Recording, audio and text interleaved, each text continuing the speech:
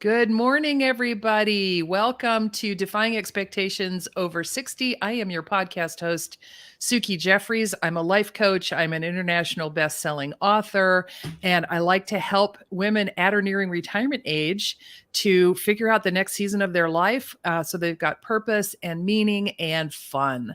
So, one of the reasons for defying expectations over 60 is society kind of expects us to be slowing down. And I like to highlight people, men and women, who are still going great guns and making a difference in the world over the age of 60 when we are expected to really be slowing down. And my guest today is my friend Allison Hammond. We have been friends for a couple of years. She has a really interesting business called ResponseAble People, and she lives in Kalamazoo, Michigan, and she's going to tell you a little bit more about herself. Go ahead. Sure. Thank you so much, Suki. It's just really fun to be here and see you. And so, yes, I do live in Kalamazoo, Michigan, which I like to show. It's right here on the mitten. And so I've been doing this graphic facilitation for about 12 years. I had been a facilitator almost all my life. When I look back, not necessarily with a job title, but in various roles in volunteer organizations to different jobs that I've had, I've often found myself in the role of facilitating groups. I'm good at leading meetings. I'm good at leading brainstorming. If no one wanted to do it, I'd raise my hand, or people started to notice I'm good at it. So they'd say, Allison, can you lead us through this? So I've always done that. And then about 12 years ago, I was introduced to visual facilitation. I went to a training in Toronto, Canada, and I learned how to do paths and maps, which are processes that have been used with people that experience disabilities to plan for a life fuller in the community, because you bring their friends and family along with creating the plan. And as soon as I did it, I was like, this is my calling. How did I not know about drawing as we're facilitating? I mean, I've used the easel paper and made lists, but to actually draw pictures, icons, help organize words into groupings or things like that was really like, oh, that's so cool. So I absolutely love what I do. I still work with people that experience disabilities, but I found that whenever I was doing this kind of planning, someone else in the room would say, oh, I need someone to do that for me. And it oftentimes was parents who were getting ready to retire, or a sibling who had just finished college and really wasn't sure what they really wanted to do next, or maybe a family member who was getting ready to do a career change. So I realized when I decided to do this, that this kind of planning is useful for anybody in many situations. I've also now done this with groups doing planning, everything from church groups to small businesses. So these kinds of tools really work. And I do have some specific tools that I use, but I've also been learning through, I'm taking a course with Brandy Agerbeck, who's in Chicago. She's been doing this for 30 years. And through her training, I've also learned how to create frameworks so I can create a process for a person or a group, depending on what their situation is and what they're really trying to get out of the planning session. So that's it in a nutshell. Did you want me to talk more about my tools now, or? No. What I want to ask you right now is, how old are you? Oh, I'm 62. 62. Excellent. And are you considering slowing down, or is this, I mean, you say you've been doing this particular thing for about 12 years. What's your trajectory? My trajectory. Well, I was laughing with someone the other day who we were looking back at pictures of our grandparents, and my grandparents, I knew 4 sets of great grandparents. So, and 2 sets of grandparents. I mean, I knew them. I wasn't just a small child. Mm-hmm. So I've seen different ways that people experience after 60 and aging. But the thing is, we were talking about, it's particularly the women, because that's who we notice. It seemed like there was a point in time where there was ways they were supposed to be. And we were laughing, saying, nobody gave us the memo. So, for example, up until just recently, I still did Taekwondo 3 times a week. I was no longer sparring, but I was still doing taekwondo. I'm still physically active. And, I started this business when I was 60 years old. And I learned how to do it when I was 50. Right. So, like I said, no one gave me the memo. And when I think about when people ask me what do I want to be doing 10 years from now, I'm also old enough and wise enough to know I probably have no idea. Mm. But Yeah. I know that my hopes are that I still will be able to be as active and involved, curious, learning, and that my business will still be here and active. Yeah, and that's amazing. That's the thing, with the advances in medicine and nutrition and all of the things that really help us to live longer. We can expect over 60, we can expect 20 to 30 years. I mean, that's a decent career, It is. length. And so I love that you're not really, you don't know what you're going to be doing at 72. However, you're planning to keep going for Right, now. Yeah. exactly. Yeah, and I feel like if I can help people um, to better their lives or increase the happiness and the purpose in their lives, why give that up? Exactly, Yeah, exactly. yeah, it's fun. So you and we actually started talking about this interview when you and I met to figure out how we can collaborate because as a Right. life coach and as a graphic facilitator, I mean our services really complement each other. And so this interview was really born of that brainstorming, if you will. And I love the idea that not only, once someone's really kind of clear about where they want to go, that we can develop something visual that they can keep in front of them. I mean, how Right. does your process work if you're defining a path or a map for somebody? Sure.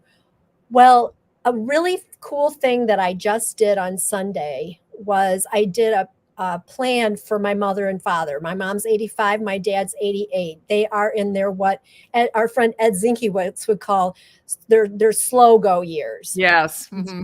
And the thing that was really cool about it was that my dad actually said, "Why don't you do what you do for us?" Because being my parents and my dad's my daddy, I had not suggested it because I never was sure where that was going to go. So anyway, it worked out really well because we as a family and my mom and dad were actually really able to share what their hopes are for this next phase in their life, what they want to be doing, what they don't want to be doing, where they want to Hmm. be, where they don't want to be. Then we talked about what is working right now, what's still working with my mom having some mobility issues. My dad's memory is not great and Hmm. they're making it work. It's pretty amazing how they are between the two of them making it work. But we know that things are progressing. And so we were able to think about what are some next things that we can do to put some things in place so what you want to have happen is more likely to happen. And what you don't want to have happen is less likely to happen. And so that kind of a tool that I used is what I call a life trajectory. It's not really saying we've got a goal. This is actually where we want to be in a year because, Mm. they're 85 and 88. We don't know. Right. We do know what steps we can be putting in place so that everything can be as close to what they're hoping for as possible. Yeah. And so what did that end up looking like? Can I share my screen? Uh, Will that work? that's a really good question. Let's see. I know I think I Click can. I just didn't click know. present. Is there a present button down at the bottom There of your screen? is. Yeah, try that. We'll see. I pulled it up. Who knows if it'll work, but can you see that? I can see it. Oh, add to stream. Hang on. There we go. So this is what I did for my mom and my dad. Look at that. And what I did was I drew those intersecting hearts. And, we were able to talk about, what do they hope for, where they are now, and what the next steps are.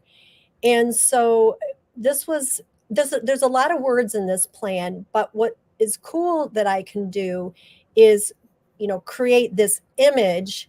And my dad took it right home. It's hanging from their mantle in front of their fireplace in the living room. And the thing is, okay, so one of the first things was my dad needs to get up in the morning with my mom because my mom will not do her exercises or she finds 10 other things to do. Yeah. So he needs to get up with her. The other thing they need to do daily because of his memory is go over their calendar. So I went over there yesterday and that's their first step and I'm their accountability person. So I was able to say, "Hey, how did that go this morning?" And it hadn't. And so we were able to Okay. talk about and remind them, "Okay, remember in this we looked at the picture and said, "Remember, this is mother's got to do this. You've got your memory that we want that not to continue progressing as fast as quickly." Right. So there was a reason behind that. Right. And so again, that picture, instead of it written down, it's actually in a picture where it shows the meaning of them wanting to be together.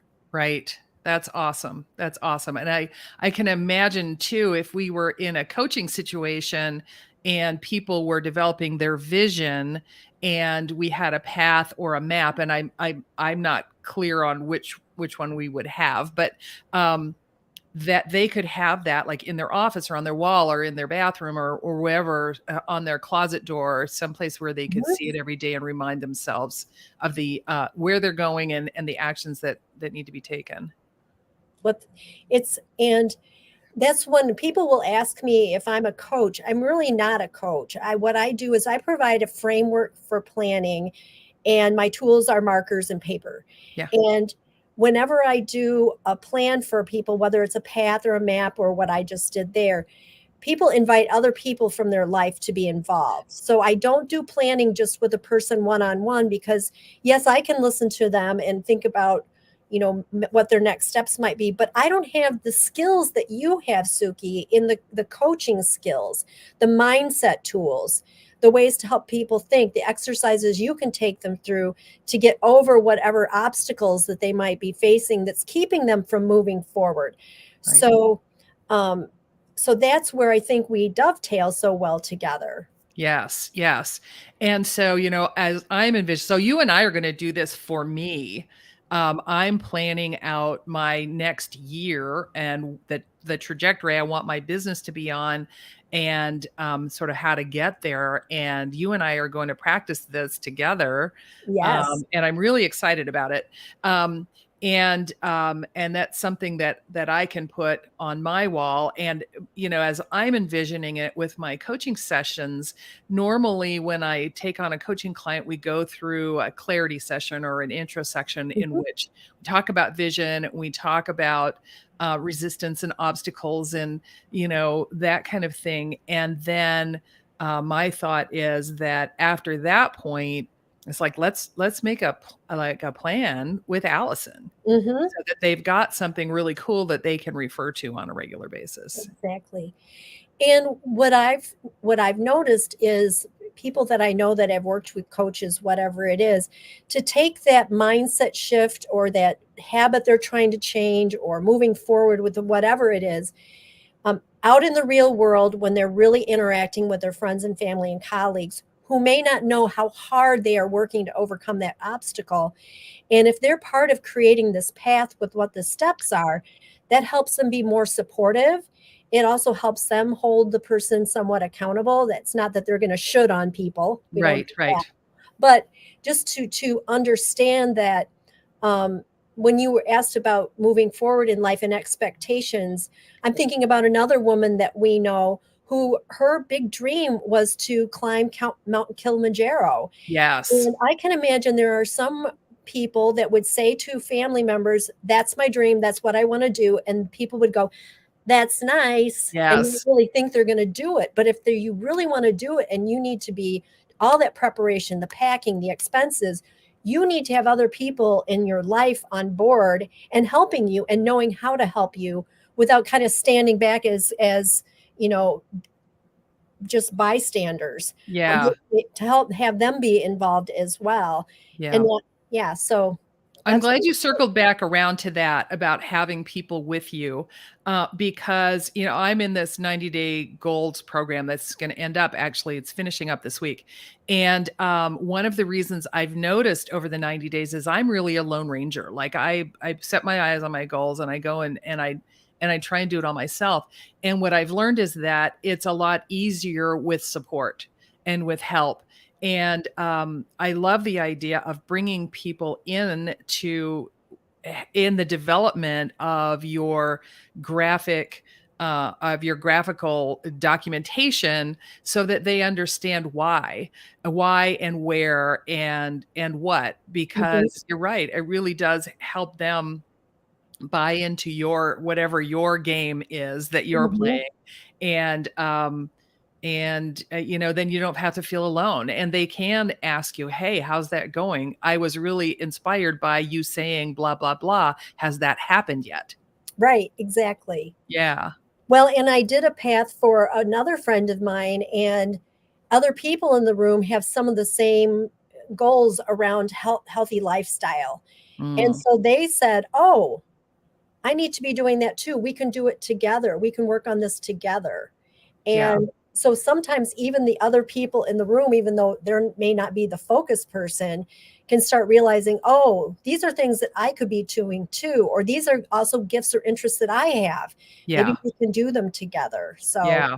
Yeah. And especially with health things, it's always easier to do it with a friend. that's very true. Yeah. Yeah. Super. So, tell me, what else is going on with you? I mean, what kinds of groups are you working with? And, Sure. Well, here locally, I have my friend Michelle Coy, who actually is my coach, and mm, then we have another woman who's a small business owner. She owns a bug exterminator yeah, company, yeah. and the three of us sat down yesterday because we want to work together. We love what each other does for each other when we meet, and do it more intentionally. So we were thinking, how could we work together? Well, we're creating a workshop. And our first go round, we decided we're going to do it locally, knowing that we would eventually like to do it virtually. Hmm. And what we're doing is, Michelle is really good with leadership coaching. And we think about leadership. It's not just leadership if you're a business owner, but leadership in your life. Oh, yes. And then Maria, who owns Pest Pros, she is a huge, big picture thinker. You can do anything in your life. And she does workshops around that as well as her own business. Yeah. And so when we sit down with each person we'll do a solution circle. That's the quickest little path. They'll be part of the group. So while the women who are there are working on their leadership or their mindset things, and we're creating a path, they'll be able to say, hey, here's where you could fit in a tool that I just taught you as part of your path. And then these women will serve as each other's support circle.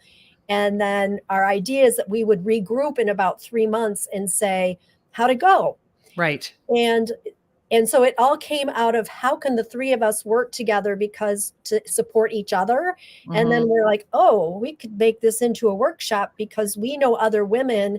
So it will probably start out, the test run will be a very small group, but we want to see how that works, and we're really excited about it. Oh, very good. Very good. So do you have a mailing list that people can get on, like an email list, so they can find out what's going on with you? That is a really excellent question, because my marketing people that are part of my path for this year are in the process of helping me set up regular emails. Okay. If you go to my website, you can actually click and contact me, and I can gather web emails that way. I don't have the pop-up button that says, hey, join my subscription yet. Gotcha. Is it responseablepeople.com? It is responseablepeople.com. Okay. And I'm just going to put that up on the screen. Thank you. Yes. And it's got the E on the end of response. Is that right? No, it doesn't Oh, actually. okay. Okay. Let Thank me you. let me do that again. I can edit. Whoops.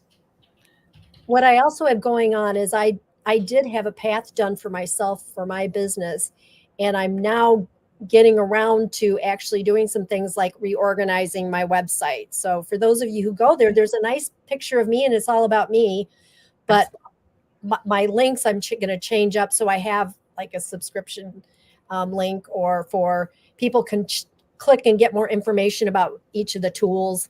That Perfect. thing. Yeah. So I'm excited about that. For those of you who might be joining in who have small businesses, you'll understand how I started out doing everything by myself, and now I'm ready to put on my big girl pants, so to speak, and pay some people to do some things for me. Yes, exactly. I'm in that boat too. I have a phenomenal virtual assistant named Tiffany Harness, and yeah, she helps me out in ways. She's thought about ways that she can help me that I didn't even think of, and I'm very excited about it. Yes, So, yeah, it's nice not to be doing it all yourself. A lot of pressure and a lot of golly, how do I do that? right. Hmm. So cool. So I will also be putting your contact information in the comments on YouTube and on Facebook and on LinkedIn so people can contact you. If you want to use Allison's services, that's great. If you end up doing some coaching with me, there's a good chance that Allison will be part of your package so that you'll have something beautiful. I've seen some of the things that she's done, and they're you'll like looking at them, as well as them being really purposeful and useful. You will like looking at them. So Allison, I'm so glad to have you today on Defying Expectations Over 60, and I'm really looking forward to our collaboration. Same here. Thank you so much, Suki. Yep. And everybody tune in again next Tuesday, 11 a.m. Pacific time for Defying Expectations Over 60. Until then, I'll see you later.